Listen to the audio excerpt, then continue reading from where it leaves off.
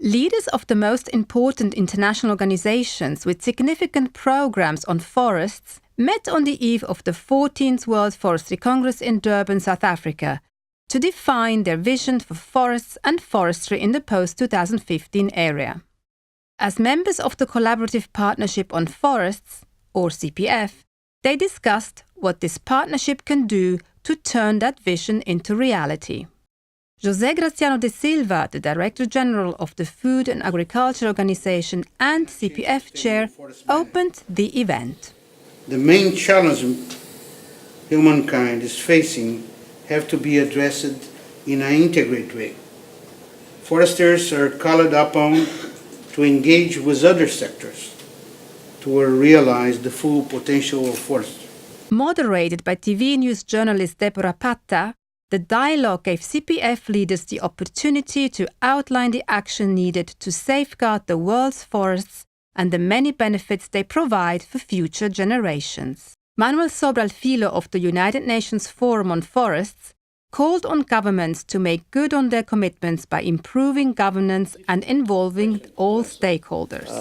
The challenge of improving the world's forests is great, and there is not even one solution that fits all.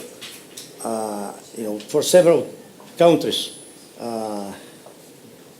perhaps the most important thing is to improve forest governance and enabling environment.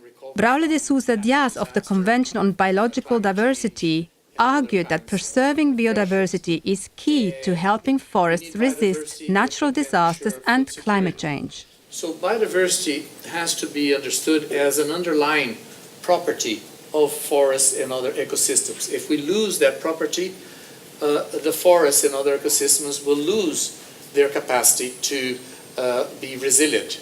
The important contribution of forests to many of the Sustainable Development Goals and the post-2015 agenda was set out by CIFOR's Director General Peter Holmgren. Broadly, whether it's biodiversity, whether it's poverty, whether it is climate change, whether it is other aspects that supports food production or other parts of the development agenda, forestry will always be a factor and an important factor.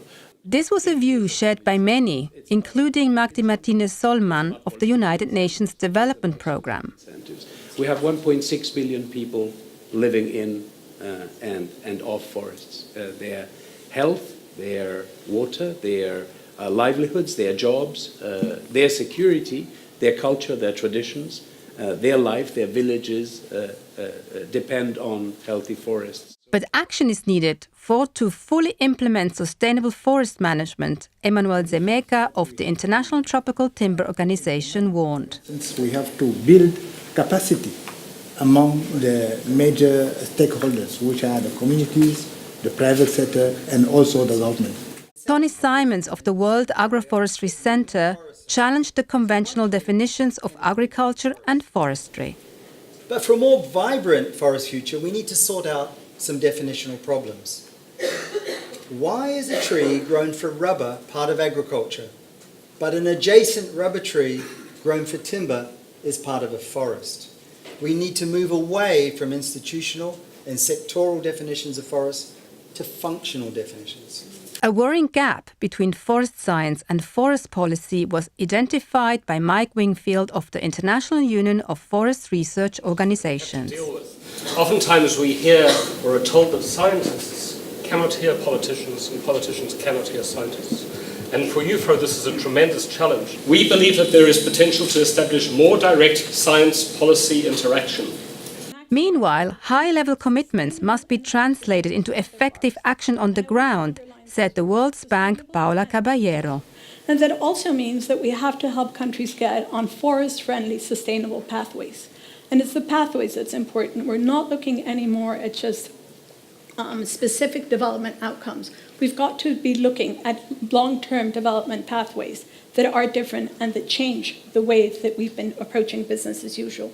Mette Wilkie of the United Nations Environment Programme called for a new model to reconcile the need for economic development while maintaining a healthy environment. Firstly, we do need to make sure that we properly account for the goods and services that are provided by forests and other ecosystems, so that we can all take decisions that are better informed.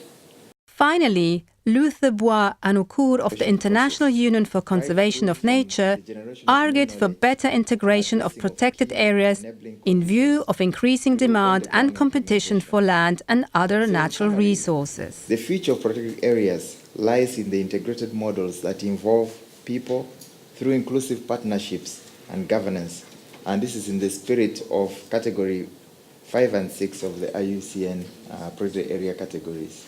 To turn the vision into reality, the leaders agreed on the need for the CPF to bolster coordination, capitalizing on the individual strengths of its members, which include science, research, financing and implementation, as well as policy development.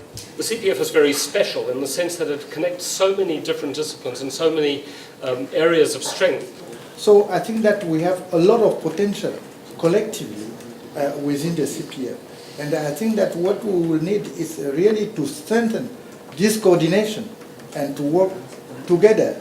I think that one of the challenges that we have as CPF team is to try to focus our communication more and integrate it with the Sustainable Development Goals that I think that will be what the world will be talking about from September on.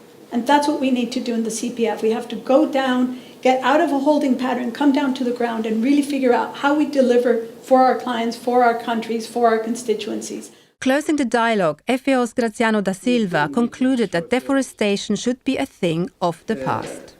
There is no trade-off between enlarging agriculture production, livestock production, fisheries, and cutting forestry. This is over. This is part of the past. We don't need to cut any tree anymore, presuming that this will help produce more food.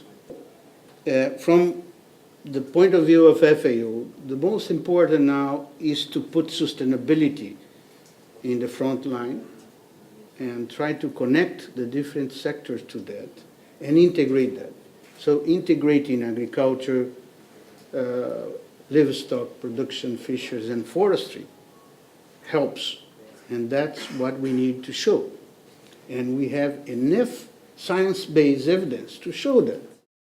Ideas shared by the CPF leaders were incorporated into the official outcome document of the World Forestry Congress, the Durban Declaration, which sets out a vision for forest and forestry for a sustainable future to 2050 and beyond.